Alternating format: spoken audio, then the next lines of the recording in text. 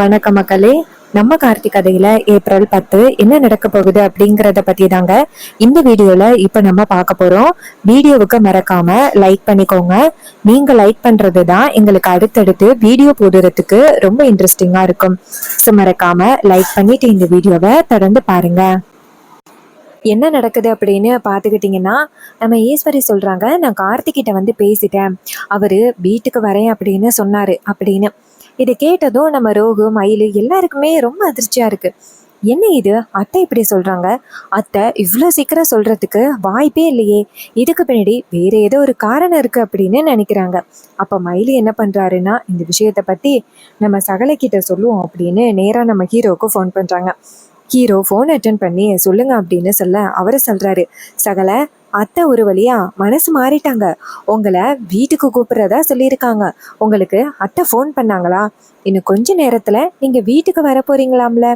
Hero சொல்றாரு, கண்டிப்பா அத்தை அப்படி சொல்றதுக்கு வாய்ப்பே கிடையாது, இதுக்கு பின்னாடி வேற ஏதோ ஒரு காரணம் இருக்குன்னு நினைக்கிறேன். அப்ப மயிலு சொல்றாரு, என்ன சகல இப்படி சொல்றீங்க. அப்ப ஹீரோ சொல்றாரு, ஆமா, அத்தை திடீர்னு என்னை மன்னிச்சுட்டு தான் சொல்றாங்க, இது உங்களுக்கு நம்புற மாதிரியா தெரியுது, எனக்கு என்னமோ இதுக்கு பின்னாடி ரொம்ப பெரிய ஒரு காரணம் இருக்கும் அப்படின்னு தோணுது, அத்தை சொல்றாங்க அப்படின்னு நீங்க நம்பாதீங்க. உடனே மயிலு சொல்றாரு, சரிங்க சகல, அப்படி யாரு தான் வரப்போறா அப்படின்னு. அப்ப ஹீரோ சொல்றாரு, அதான் எனக்கும் தெரியல யாரு வரப்போறா அப்படின்னு. ஸோ அங்க என்ன நடக்குது அப்படிங்கிறத பத்தி எனக்கு தொடர்ச்சியா சொல்லுங்க, நான் பாத்துக்கிறேன். உடனே அவரும் சரிங்க சகல அப்படின்னு சொல்லிட்டு ஃபோனை கட் பண்றாங்க. அப்ப ரோஹிணி சொல்றாங்க, என்னங்க அவர்கிட்ட இந்த விஷயத்த பத்தி சொன்னீங்களா. அப்ப மயிலு சொல்றாரு, சகலைக்கிட்ட இந்த விஷயத்த பத்தி சொல்லிட்டேன். சகலை வந்து சந்தேகப்படுறாரு, கண்டிப்பா அத்தை இப்படி பண்றதுக்கு வாய்ப்பே இல்லை, இதுக்கு பின்னாடி வேற ஏதோ ஒரு காரணம் இருக்கும் அப்படின்னு சகலை சொல்றாரு. எனக்கும் அதே சந்தேகமா தான் இருக்கு, எனக்கு என்னமோ சகலை வந்துட்டு சொல்ற மாதிரி இங்க அத்தை ஏதோ வேற பிளான் பண்றாங்க, ஒருவேளை அவர் பேரை சொல்லி வேற யாரையோ கூட்டிட்டு வர்றதுக்கு பிளான் பண்றாங்களோ அத்தை. இதை கேட்டதும் ரோகிணி சொல்றாங்க, அப்படியாங்க, அம்மா அப்படி எல்லாமா பண்ணுவாங்க. மயிலு சொல்றாரு, இங்க பாரு ரோகு, அவங்கள பொறுத்த வரைக்கும் நம்ம சகலையை எப்படியாவது பழி வாங்கணும், அவர் இந்த வீட்டுக்கு வரக்கூடாது, அதுக்காக தான் அவங்க இப்படி பண்றாங்க. இதை கேட்டதும் ரொம்பவே ஷாக் ஆகுறாங்க ரோகிணி, என்னங்க இப்படி சொல்றீங்க அப்படின்ட்டு. அப்ப அவர் சொல்றாரு, சரி பார்ப்போம் என்ன நடக்குது அப்படின்னு வெயிட் பண்ணி பார்ப்போம் அப்படின்னு ஃபோனை கட் பண்ணுறாங்க. அப்போ நம்ம ஹீரோ என்ன பண்ணுறாருன்னா, என்ன நடக்குது அங்கே அப்படின்னு பார்த்துக்கிட்டு இருக்காரு. இன்னொரு பக்கம் நம்ம ஈஸ்வரி சொல்கிறாங்க, சரி இன்னும் கொஞ்ச நேரத்தில் மாப்பிள்ளை வந்துடுவார், எல்லாரும் வெளியில் வாங்க அப்படின்னு கூட்டிகிட்டு வராங்க. அப்போ கார்லேருந்து ஒருத்தர் இறங்குறாரு. அவர் யாருன்னா அந்த வில்லியோட அண்ணன் மருது. அவர் இறங்கி இங்கேருந்து வராரு. அவரை பார்த்ததும் எல்லாருமே வந்து குழப்பமாக நிற்கிறாங்க. அப்போ ஈஸ்வரி என்ன பண்ணுறாங்கன்னா, அவரை பார்த்து வாங்க கார்த்தி அப்படிங்கிறாரு. இதை கேட்டதும் மயிலு ரோகு எல்லாருமே ஷாக் ஆகுறாங்க. அப்போ வந்துட்டு நம்ம மயிலை நேரம் அவங்க அத்தை கிட்ட என்னத்தை இது அப்படின்னு சொல்ல ஈஸ்வரி சொல்றாங்க, இந்த விஷயத்தை பொறுத்த வரைக்கும் யாரும் தலையிடாம இருக்கிறது நல்லது அப்படின்னு. இதை கேட்டதும் ரொம்பவே ஷாக் ஆகுறாங்க மயிலு. அத்தை என்னத்தை நடக்குது இங்க அப்படின்னு. அதுக்கு ஈஸ்வரி சொல்றாங்க, இங்க பாருங்க யாரும் பேசாதீங்க அப்படின்னு. அப்ப ரேவதி கேக்குறாங்க, அம்மா இவர் தான் கார்த்தியா அப்படின்ட்டு. அப்ப ஈஸ்வரி சொல்றாங்க, ஆமாம்மா இவர் தான் கார்த்தி, இவரை தானம்மா நீ பார்க்கணும்னு சொல்லிக்கிட்டு இருந்த.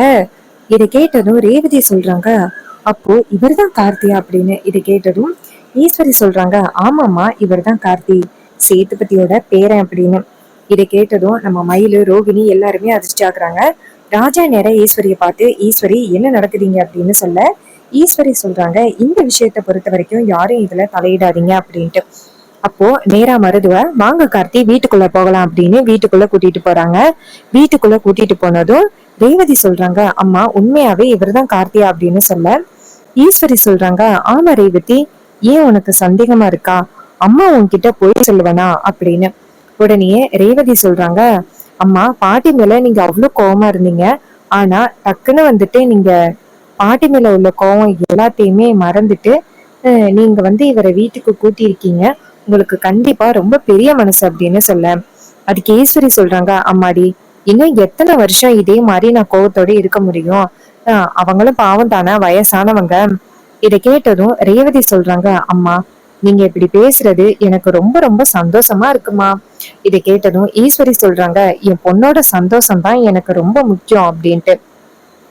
அப்ப மருது நேரா ஹீரோயினை பார்த்து, ஹலோ நான் தான் கார்த்தி அப்படின்னு சொல்ல உடனே ரேவதி சொல்றாங்க, தெரியுமே நான் தான் உங்ககிட்ட போன்ல பேசிருக்கேனே அப்படின்னு சொல்ல அவர் கேக்குறாரு, ஓ ஆமால நம்ம 2 பேரும் போன்ல பேசியிருக்கோம்ல அப்படின்னு சொல்லி சமாளிக்கிறாரு.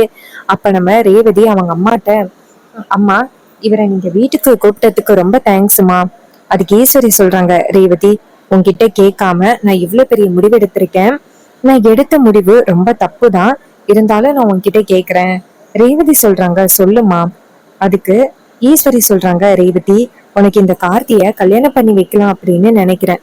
ஏன்னா இவரால நம்ம குடும்பம் ரெண்டு ஒண்ணு சேர்றதுக்கு வாய்ப்புகள் இருக்குல்ல. எத்தனை வருஷமா நம்ம குடும்பம் பிரிஞ்சிருந்துச்சு. இப்போ இவரை உனக்கு கல்யாணம் பண்ணி வச்சா நம்ம குடும்பம் ஒண்ணு சேர்றதுக்கு வாய்ப்பு இருக்குல்ல. இதை கேட்டதும் ரேவதி சொல்றாங்க, அம்மா என்னம்மா பொசுக்குன்னு இப்படி சொல்றீங்க. ஆனா நீங்க சொல்ற விஷயம் நியாயமானது. எத்தனை வருஷமா நம்ம குடும்பம் பிரிஞ்சிருக்கு. அப்பாவும் இந்த குடும்பம் எப்படியாவது ஒண்ணு சேரணும் அப்படின்னு தான் நினைச்சுக்கிட்டு இருந்தாரு. இப்போ அப்பா நினைச்ச மாதிரியே இந்த குடும்பம் ஒண்ணு சேர்றதுக்கு என்னால ஒரு வாய்ப்பு கிடைக்குது அப்படின்னா கண்டிப்பா நான் எப்படி முடியாதுன்னு சொல்லுவேன். அம்மா உங்க விருப்பத்துக்கு நான் சரின்னு சொல்றேன். நான் கார்த்தியை கல்யாணம் பண்ணிக்கிறேன் அப்படின்னு. இதை கேட்டதும் ரோகிணி, மயிலு எல்லாருமே ஷாக் ஆகுறாங்க. ஏன்னா இது எல்லாமே ஒரு பிளான். அதனால ரொம்பவே அதிர்ச்சி ஆகுறாங்க. ரேவதி கிட்ட இந்த விஷயத்தையும் சொல்ல முடியாது. அப்படி சொன்னா ஈஸ்வரி பேசுவாங்க. அவங்களுக்கு என்ன பண்றேனே தெரியல. அப்போ நேரா மருதுகிட்ட ஈஸ்வரி சொல்றாங்க, இங்க பாருங்க மாப்பிள்ள, உங்களுக்கு மாடியில ரூம் கொடுத்துருக்கேன், அதுல போய் தங்கிக்கிடுங்க அப்படின்னு சொல்ல அவரும் சரி அப்படின்னு சொல்லிட்டு போறாரு. அப்ப ஈஸ்வரி நேரா ரேவதி கிட்ட, ரேவதி நீ போயிட்டு ரெஸ்ட் எடுமா அப்படின்னு. அப்ப ரேவதி சொல்றாங்க, அம்மா பொசுக்குன்னு என்னால அவரை கல்யாணம் பண்ணிக்க முடியாது. எனக்கு ஒரு 6 months டைம் கொடுங்க. நான் அவரை பத்தி புரிஞ்சுக்கிட்டு தெரிஞ்சுக்கிட்டு அதுக்கப்புறம் நான் அவரை கல்யாணம் பண்ணிக்கிறேன் அப்படின்னு. இதை கேட்டதும் ஈஸ்வரி சொல்றாங்க, அம்மாடி நீ கேக்குற விஷயத்துக்கு என்னைக்காவது நான் முடியாதுன்னு சொல்லியிருக்கனா, உன் விருப்பப்படியே பண்ணிடுமா அப்படின்னு. இதை கேட்டதும் ரேவதியும் சரிம்மா எங்க அம்மா என் பேச்சு கேக்குறாங்க, எனக்கு ரொம்ப சந்தோஷமா இருக்கு அப்படின்னு சொல்லிட்டு போறாங்க. நேரா அவங்க ரூம்ல போய் உட்கார்றாங்க. மயிலு, ராஜா, ரோகிணி இது எல்லாத்தையுமே கேட்டுட்டு ரொம்ப அதிர்ச்சி ஆகுறாங்க. அப்போ எல்லாரும் போனதோட ஈஸ்வரி கிட்ட ராஜா கேக்குறாரு, ஈஸ்வரி நீ பண்றது ரொம்ப பெரிய அநியாயம். என் பொண்ணுக்கு ஞாபக மறதி அப்படிங்கிறதுக்காக இப்படியெல்லாம் நீ பண்ணுவியா? எவனோ ஒருத்தனை கொண்டாந்து நிக்க வச்சு அவன் தான் கார்த்தி அப்படின்னு சொல்ற. இங்க பாரு, நீ என் பொண்ண ரொம்ப ஏமாத்துற. அதுக்கு ஈஸ்வரி சொல்றாங்க, இங்க பாருங்க, தேவையில்லாம இதுல தலையிடாதீங்க. என் பொண்ணோட வாழ்க்கைய நான் தான் முடிவெடுப்பேன். நீங்க யாரும் முடிவெடுக்கணும் அப்படின்னு அவசியமே இல்லை. ஓரமா போய் நின்னுங்க, அதான் உங்களுக்கு நல்லது அப்படின்னு சொன்னதும் ராஜா ரொம்ப அதிர்ச்சி ஆகுறாரு. அப்போ மயில அவங்க அத்தைய பார்த்து, அத்தை நீங்க பண்றதும் ரொம்ப பெரிய அநியாயம். ரேவதி ரொம்ப பாவம், அவளுக்கு மட்டும் பழைய ஞாபகங்கள் மறுபடியும் வந்துச்சு அப்படின்னா கண்டிப்பா நீங்க பண்ணது ரொம்ப பெரிய அநியாயம் அப்படின்னு சொல்லுவா. அதுக்கு ஈஸ்வரி சொல்றாங்க, என் பொண்ணு என் பேச்சை எப்பவுமே கேட்பா. அவ அந்த மருதுவ கல்யாணம் பண்ணிட்டா அப்படின்னா அதுக்கப்புறம் எப்படி அந்த கார்த்தி கூட வாழ முடியும்? 2 பேருக்கும் விவாகரத்து முடிஞ்சதோட இவ கண்டிப்பா அந்த மருதுவ கல்யாணம் பண்ணித்தான் ஆகணும். இதை கேட்டதும் நம்ம ராஜா சொல்றாரு, ஈஸ்வரி நீ பண்றது எல்லாமே தப்பு. நீ செய்யற தப்பு எல்லாத்துக்குமே கண்டிப்பா நீ தண்டனை அனுபவிப்ப. ஈஸ்வரி சொல்றாங்க, அத நான் பாத்துக்கிறேன், உங்க வேலையை பாருங்க அப்படின்னு சொன்னதும் நம்ம ராஜாவுக்கு செம்ம டென்ஷன் ஆகுது. அப்ப மயில நினைக்கிறாரு, இந்த விஷயத்த பத்தி சகலை கிட்ட உடனே சொல்லணும் அப்படின்னு. நேரா அவர் மாடிக்கு போறாரு. போயிட்டு நேரா நம்ம ஹீரோவுக்கு போன் பண்றாங்க. ஹீரோ போன் அட்டன் பண்ணி சொல்லுங்க அப்படின்னு சொல்ல அவரு சொல்றாரு, சகல உங்க பேர்ல இன்னொருத்தனை கூட்டிட்டு அவன் தான் கார்த்தி அப்படின்னு அத்தை சொல்றாங்க. இதை கேட்டதும் நம்ம ஹீரோ ஷாக் ஆகுறாரு. என்ன சொல்றீங்க? அதுக்கு அவரு சொல்றாரு, ஆமா சகல, அவனை ரேவதி கல்யாணம் பண்ணிக்கிறேன்னு சொல்லிட்டான். 6 மாசம் டைம் கேட்டிருக்கான். அந்த 6 மாசத்துக்குள்ள 2 பேரும் புரிஞ்சுக்கிட்டு கல்யாணம் பண்ணிக்க போறாங்களாம். சகல அத்தை பண்றது ரொம்ப அநியாயமா இருக்கு. ரேவதிக்கு ஞாபக மறதி அப்படின்ட்டு அவளை அவங்க இஷ்டத்துக்கு பயன்படுத்திக்கிட்டு இருக்காங்க. இப்ப என்ன சகல பண்றது? ஹீரோ சொல்றாரு, நீங்க கவலைப்படாதீங்க, ரேவதியோட ஆள் மனசுல நான் எப்பவுமே இருப்பேன். அவ கண்டிப்பா என்னை மறக்கிறதுக்கு வாய்ப்பே இல்லை. நீங்க யாரும் என்னை பத்தி கவலைப்பட வேணாம். ரேவதி கண்டிப்பா என்னை மறக்கவே மாட்டா அப்படின்னு. இதை கேட்டதும் மயில சொல்றாரு, சரிங்க சகல, அந்த கடவுள் தான் உங்க 2 பேருமே சேர்த்து வைக்கணும் அப்படின்ட்டு. ஹீரோ சொல்றாரு, அவ கண்டிப்பா என்னை தேடி வருவா, எனக்கு நம்பிக்கை இருக்கு, நீங்க யாரும் பயப்பட வேணாம் அப்படின்னு சொல்ல மயிலும் சரிங்க சகல அப்படிங்கிறாங்க. இன்னொரு பக்கம் நம்ம ரோகிணி இருக்காங்களா, அவங்க நேரா ரேவதியை போய் பாக்குறாங்க. அப்ப ஹீரோயின் உட்கார்ந்து இருக்கும் பொழுது ரோகு நேரா ஹீரோயின், இங்க பாருடி, எப்படி நீ டக்குன்னு அவரை கல்யாணம் பண்ணிக்கிற அப்படின்னு சொன்ன, அவரை பத்தி உனக்கு எதுவுமே தெரியாது அப்படின்னு. ஹீரோயின் சொல்றாங்க, அக்கா அதுக்குதான் நான் 6 மாசம் டைம் கேட்டிருக்கேன்னு.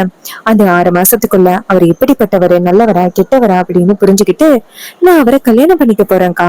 அவரால நம்ம குடும்பம் ஒண்ணு சேரும் அப்படின்னு அம்மா சொல்றாங்க. இத்தனை வருஷம் கழிச்சு அம்மா எவ்வளவு பெரிய முடிவு எடுத்திருக்காங்க அப்படின்னா அது எவ்வளவு நல்ல விஷயம். சோ அம்மாவுக்காக நான் கண்டிப்பா அது சரின்னு சொல்லியே ஆகணும். பாட்டி எத்தனை வருஷமா நம்ம குடும்பத்துல இருந்து பிரிஞ்சிருக்காங்க. பாட்டி நம்ம எல்லாரு மேலயும் பாசமா இருக்காங்க அப்படின்னு எனக்கு தெரியும். ஆனா பாட்டி வந்துட்டு இந்த வீட்டுக்கு வர முடியாம தவிக்கிறாங்க. இப்போ நான் அவரை கல்யாணம் பண்ணிட்டேன் அப்படின்னா அவரு கண்டிப்பா இந்த வீட்டுக்கு வருவாரு. நம்ம குடும்பமும் ஒண்ணு சேர்றதுக்கு நிறைய வாய்ப்பு இருக்கு.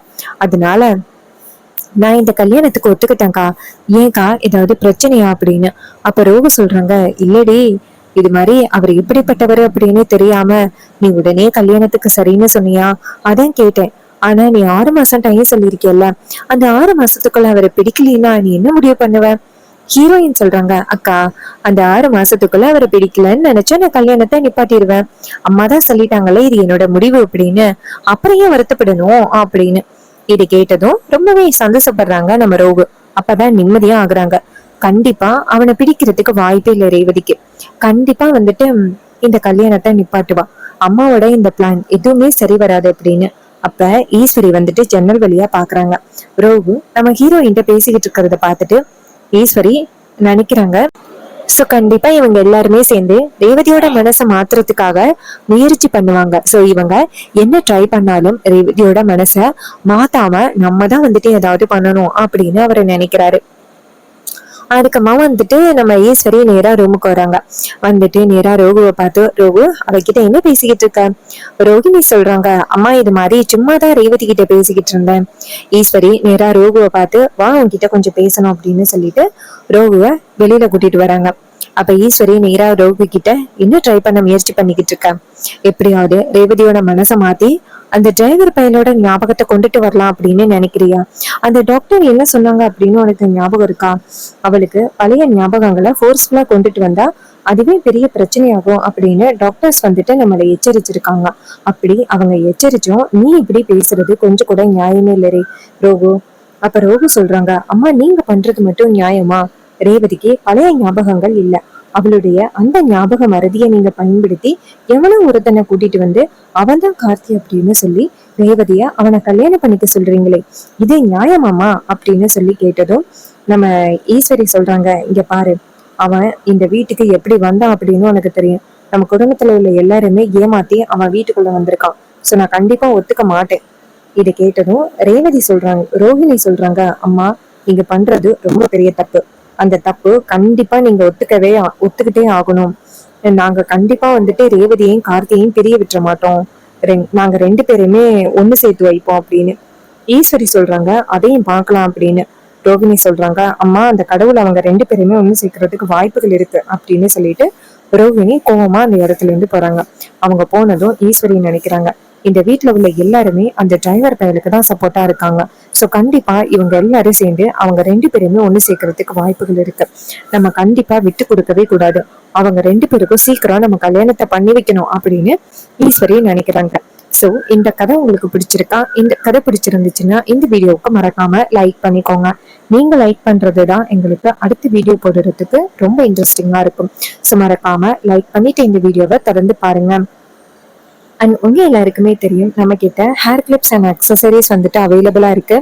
இந்த ஹேர் கிளிப்ஸ் அண்ட் அக்சசரிஸ் எல்லாமே ஜஸ்ட் 5 rupeesல இருந்து 10 rupees வரைக்கும் உங்களுக்கு கிடைக்கும். இது வந்து கிளியரன்ஸ் சேல்ங்க. இந்த கிளியரன்ஸ் சேல்ல உள்ள ஆஃபரை நீங்க பயன்படுத்திக்கணும் அப்படின்னா கமெண்ட்ல வந்துட்டு ஹாய் அப்படின்னு மெசேஜ் பண்ணுங்க. இந்த ப்ராடக்ட்டை எப்படி பை பண்றது அப்படிங்கறத பத்தி நான் உங்ககிட்ட சொல்றேன். 5 rupeesல இருந்து 10 rupees வரைக்கும் நம்ம கிட்ட ஆஃபர் இருக்கு. ஸோ மிஸ் பண்ணாதீங்க. தேங்க்ஸ் ஃபார் வாட்சிங். நெக்ஸ்ட் வீடியோல பார்ப்போம்.